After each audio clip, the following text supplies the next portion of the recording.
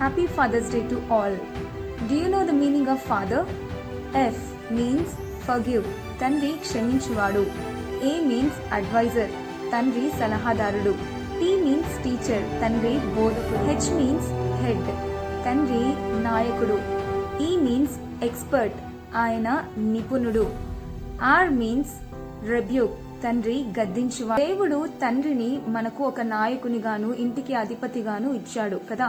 తండ్రి పోషించువాడు, సంరక్షించువాడు, గద్దించువాడు, ఆయన బోధించువాడు. అయితే మనము దేవుణ్ణి పాత నిబంధన గ్రంథంలో చూసుకుంటే, పాత నిబంధన గ్రంథంలో చూస్తే దేవుణ్ణి ఎక్కడ కూడా తండ్రితో కంపేర్ చేయలేదు. పాత నిబంధన గ్రంథంలో మనం చూసుకున్నప్పుడు he is the God of Abraham, he is the God of Isaac, he is the God of Jacob అన్నట్టు మాత్రమే రాయబడింది.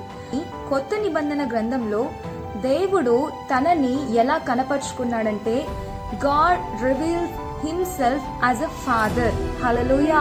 దేవుడు తండ్రిగా తనని తాను కనపరుచుకున్నాడు. గ్రంథము రోమీలకు రాసిన పత్రిక 8వ అధ్యాయము 15వ వచనంలో చూస్తే వాక్యం ఇలాగ సెలవిస్తుంది, ఏలైనగా మరలా భయపడుటకు మీరు దాస్యపు ఆత్మను పొందలేదు, కానీ దత్తపుత్రాత్మను పొందితిరి. ఆ ఆత్మ కలిగిన వారమై మనము అబ్బా తండ్రి అని మొరపెట్టుచున్నాము. మనము దేవుని పిల్లలమని ఆత్మ తానే తన ఆత్మతో కూడా సాక్ష్యం ఇచ్చుచున్నాడు.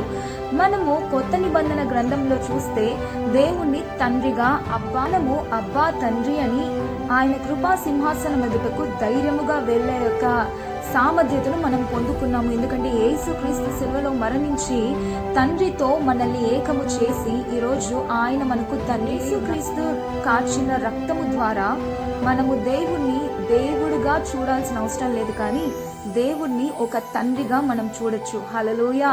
దేవుడు మనకు తండ్రి అయి ఉన్నాడు. ఆయన మన గృహానికి, మన జీవితానికి, మన కుటుంబానికి మన దేవుడు, మన తండ్రి అధిపతి అయి ఉన్నాడు. అందుకే ఫాదర్ అన్న అబ్రివేషన్ మీకు చెప్పాను ఇందాక నేను.